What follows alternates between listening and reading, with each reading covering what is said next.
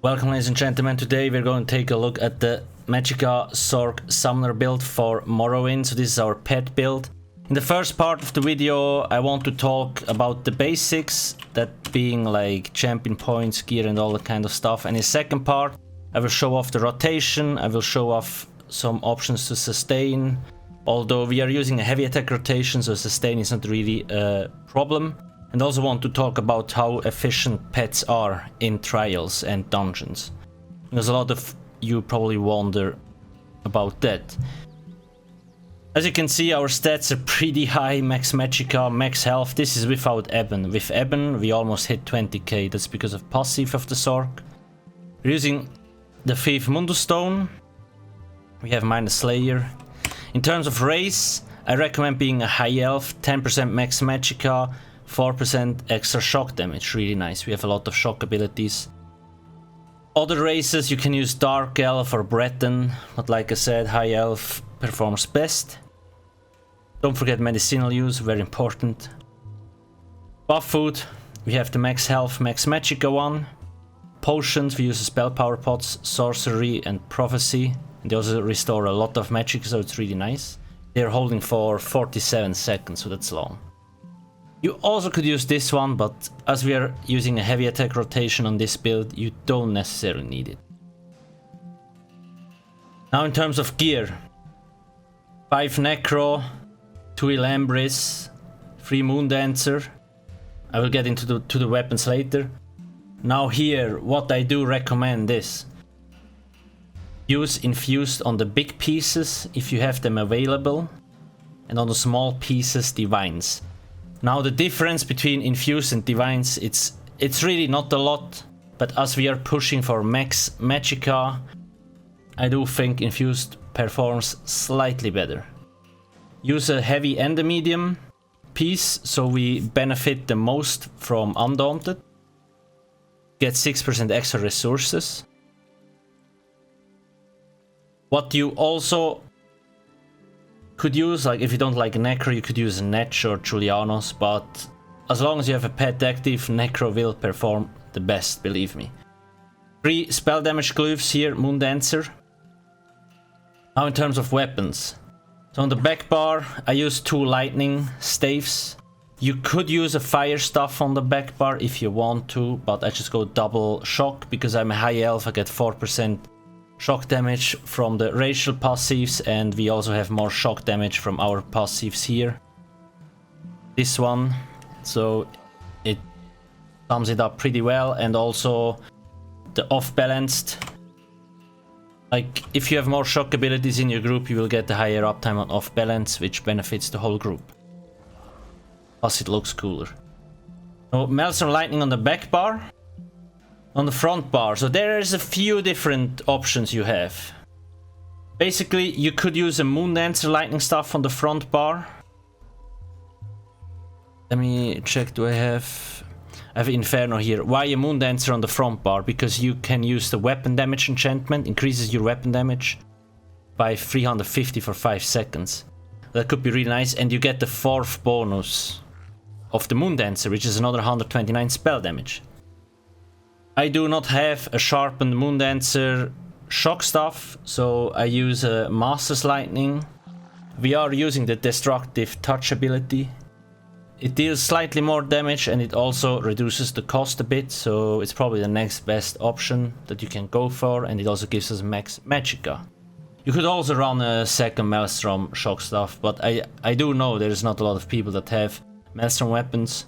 Master weapons, it's hard to get them, it takes probably more time because you need 4 people, but I do think Dragonstar Arena is one of the best content in ESO. If you don't have one, go get it.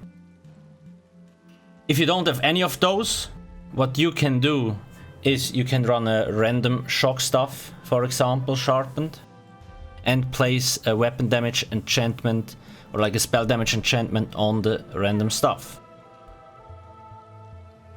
A third option, what you also could do, is you could run 5 Necro, 3 Moondancer, 3 Willpower without Elambris. In terms of DPS, it probably will be about the same, but I do know most people prefer monster sets. The only downside you will have is you will probably only get like 7 light, which might be like drop your spell and physical resistance a little bit lower, but it's definitely an option. So you could get willpower staves, 2 willpower, let's say 2 rings, and then you can do a Moondancer neck, Moondancer shoulder, and a Moondancer head. That's another option that you could. I will put it also on my website. I have like alternative gear setups, easy to get gear setups on there, so make sure to go check it out. I will put the link into the description. In terms of champion points, 75 Thaumaturge for the off-balanced here. Now I am aware that not a lot of people have high off-balance at the moment because everybody's using heavy attack builds mostly. I still recommend putting in 75 here. It's not bad, plus most of your abilities are dots anyway, so whatever. 13 in Mastered Arms, 2 Staff Expert, 56 Elemental Expert, 44 Elfborn, and 20 in Spell Erosion. Why 20 in Spell Erosion? So at the moment, not a lot of guilds use Alcast to really get down to the penetration cap. So with 20 points in here, you don't really rely on Alcast uptime or all that kind of stuff. So it's a safe bet. In the end, you need to know for yourself whether you're already at the spell penetration cap or not. Also keep in mind there is jump points. Here I'm not at the jump points, but we only have 75 for the Exploiter. On all others we have the jump points set. If you don't know what those are, on my website I have a guide to that. 61 Ironclad, 3 Spell Shield, 48, 49, 49. This is probably the standard setup for all the classes. 10 Warlord, 100 Tenacity and 100 Arcanist. You don't really need 100 here, but Tenacity is pretty important. Helps a lot with sustain. Arcanist, up to you. If you want more points in here, go for it. Is it about champion points? Now, skills. Let's start on the back bar, because this is always the same. First, a few passives. Summoning. So when you have a pet, like you have seen, we have a lot of health. Although we didn't invest any points into the health here. That's because we have this. Increases your max health by 8% while you have a summoning pet active, so it's really nice. With Ebon Armor we almost hit 20k, so it's you cannot die. Or, well, you can die, but only by one shots more or less. I don't have points in here because I don't have a lot of skill points and it's useless anyway. Other very important abilities, or like passives: energized, 5% shock damage, get more magic recovery, implosion, auto execute, and more. Spell damage increases your weapon and spell damage by 2% for each sorcerer ability. This is really strong. Other than that, yeah, we have reduced Magicka cost. About it. Yeah, this here Power Stone reduces your ultimate cost by 15%. That's huge. That's why our Death Rule is so cheap. Usually costs 250, only 213. Okay, back bar, always the same for a pet build. Blockade of Storms, one of your strongest dots. You can use Blockade of Fire if you want to use a fire stuff here. Drop pet.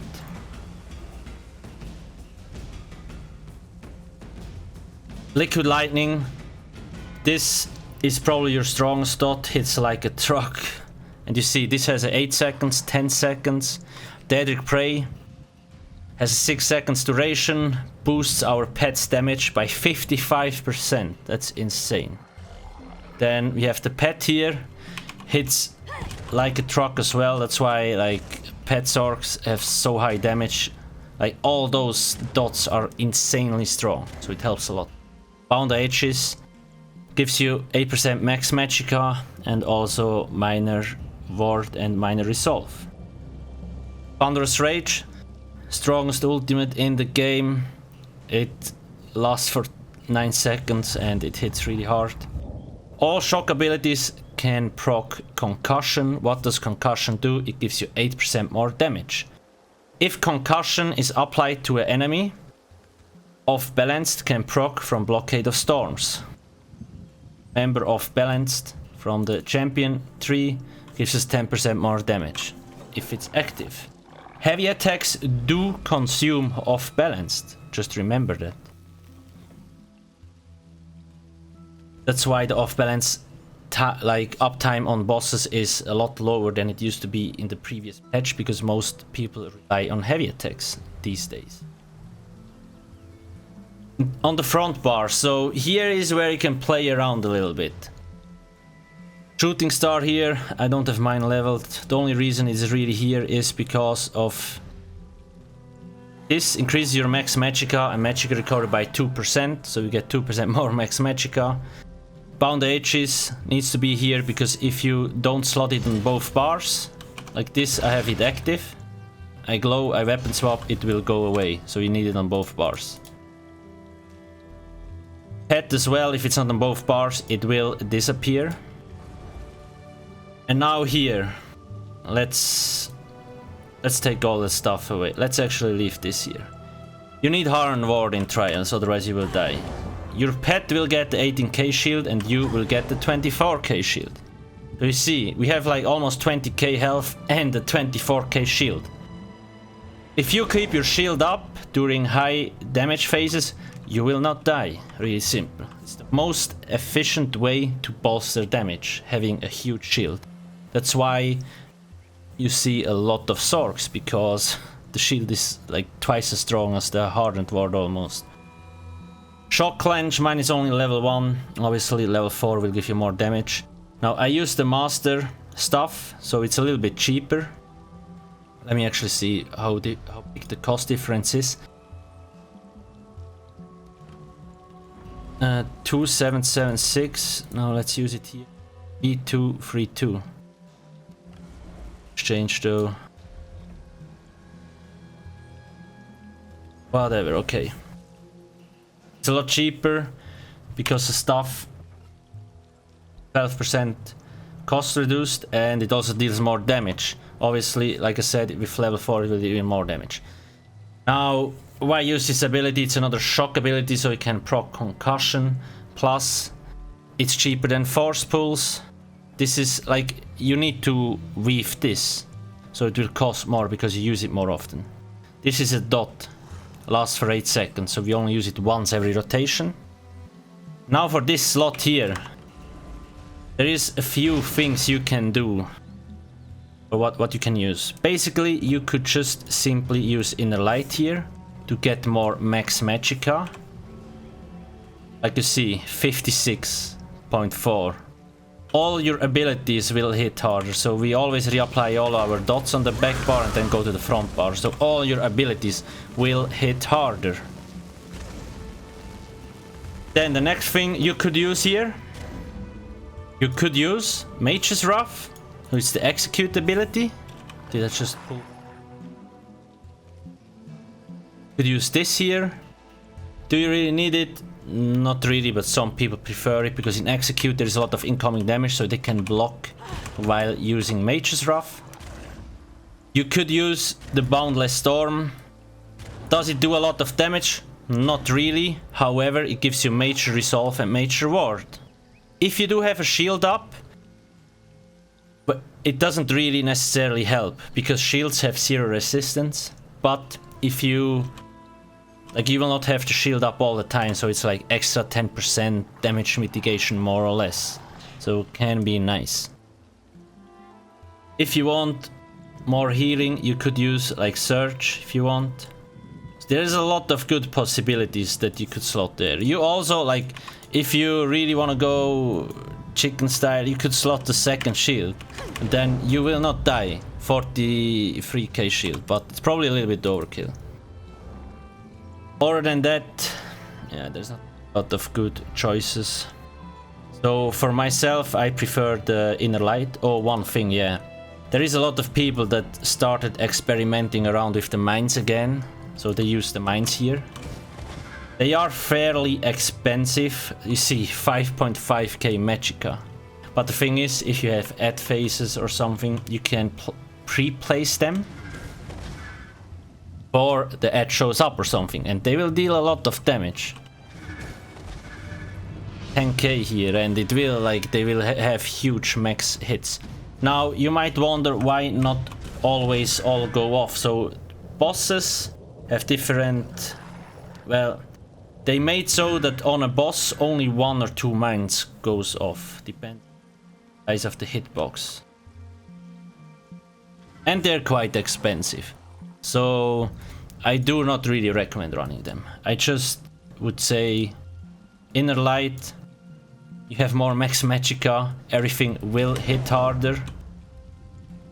Your shield is also bigger, as you can see. It's now my own shield is now 27k, the pet's 20k. So Inner Light is the best bet. We see we have a dot setup. Now what do you... Yeah, that's basically about the skills. I think I don't miss... On my website you will find all the passives you need and all that kind of stuff. I think that's mostly it. One more important. Ancient Knowledge, you see.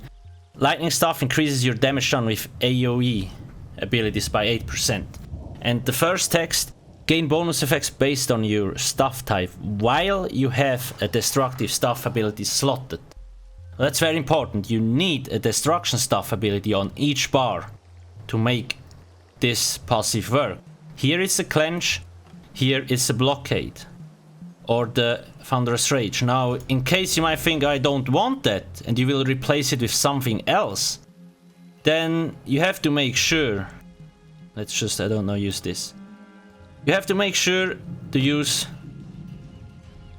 the ulti on the front bar, because you see we don't have any destruction ability now on this bar in case you choose to remove the clench.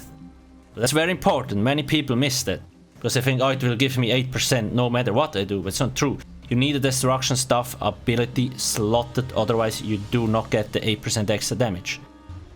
As you can see, it's AoE abilities. So this is AoE, this is AoE. I'm not sure if this is, I do think it's AoE damage. This is AoE damage, this is AoE damage. This also has an AoE component to it. Other than that, it's a single target. So all our abilities are almost AoE. That's why it's so strong if you use double shock. That's it about the skills. Now let's just quickly talk about are pets useful or not in trials. It kind of depends. On certain bosses they're good. On certain bosses they're not so good. You kind of need to experience that for yourself, like in the new trial, are they worth running it or not? For some bosses, yeah. For some, not. For example, let's say the 4th boss. Pets, when you attack the Reclaimer, they die because they walk into the shield. How can you avoid that? You could, for example, run the other pet, the Twilight. Tormentor, yes, this one. Because this is a melee pet, like it will attack the skeleton and go into the melee range. However, the Twilight Matriarch more or less stays close to you. So it's ranged, so it will not go to the, let's say, the 4th boss of Halls of Fabrication and die in the shield. So you can maintain Necro. The pet does less damage than the Scamp, but it will not die. Well, that's something. So you kinda need to decide for yourself. And yeah, most people dislike the pets because they always run to the wrong targets and all kind of stuff, so it's kind of annoying. You need to learn how to control your pet. They now introduced that when you heavy attack, the pet will automatically aggro that monster. So you do a heavy attack and the pet knows, okay, my boss is attacking this mob, I will also go there. Works most of the times, okay? Not all the time, but most of the times. Like I said, in the end, I can't say use it in this trial and use it not in this trial. It's kinda dependent. Most people, they run like Netch, for example, not Necro, so they can choose between a pet setup or not on different bosses. Up to you in the end. Test out, look how your raid leader feels, whether he likes pets or not. It's a very important factor actually. And then, yeah, choose. Now in terms of rotation, this rotation is kinda easy. Like, all you need to do is you drop your liquid lightning, light attack, blockade, light attack, pray, light attack, pet. If you have ulti, use your ulti, weapon swap. Heavy attack, use your clench, weapon swap. Reapply liquid, blockade, curse, pet, heavy attack, clench, weapon swap. That's the slow-mo rotation, so you basically see, because it's a dot class. Did I forget to pay? You apply all your dots every time you go to the back bar. And on the front bar, you do one heavy attack with the clench, then you weapon swap again. It's a really easy rotation. You can't do a lot of mistakes. Let's try that fast, just to show you how it looks fast.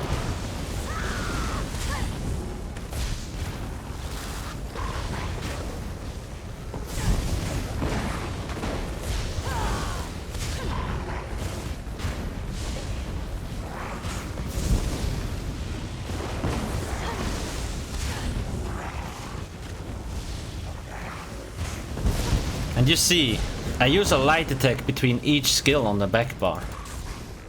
On the front bar,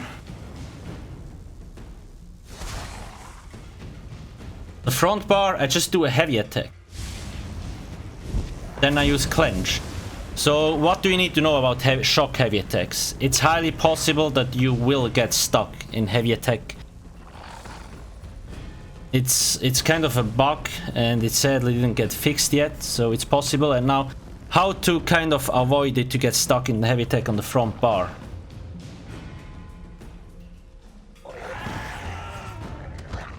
That's why we use the clench here before we weapon swap, so it ensures we use the ability and we don't do a light or a heavy attack before we weapon. Because when you use weapon swap mid heavy attack, maybe the heavy attack doesn't go off properly and all kind of stuff. So we do the heavy attack. Once you start pressing your heavy attack button, you can start spam clench. The clench will go off once the heavy attack is completed. So you don't have to find the perfect sweet spot. You can just spam that, like that button. You do your heavy attack, I spam it, and then hup, it goes off like a weapon swap. And you see the clench. This is the full animation. And now our animation cancel with a weapon swap. You barely see the animation, you barely lose any time. It's a really easy ability to use. It deals nice damage, especially if you're on a high elf, and then you can restart your rotation. And the rotation perfectly fits, because you apply this, then you use the pet, you do a heavy attack, and the clench and the weapon swap. And more or less about when blockade reaches 2 seconds, you weapon swap. So for this build, you don't necessarily need any dot tracker, because it's always the same rotation, no matter what you do. It just fits perfectly. Like, you apply all your dots, heavy attack, clench, weapon swap, restart rotation. You don't have any downtime, so that's the nice thing. If you feel like you don't have enough sustain, what can you do to improve your sustain? Do more heavy attacks or use the Witch Mother.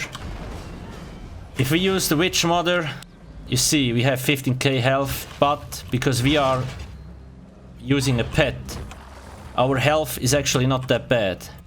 You see it sits at 16.22, 2k, because of the passive from the summoner. You could use that if you want more recovery, but like I said, it's not necessary, because it's a heavy attack rotation. You dislike a heavy attack rotation, you can run force pulls with the Witch Mother's brew. It's possible, but I don't think you will get more DPS, at least not on this build. I hope I explained everything about as clear as possible so you can understand it. If you do have any questions, please ask me in the comment section below. Don't forget to subscribe. Thank you for watching and have a nice day. Cheers.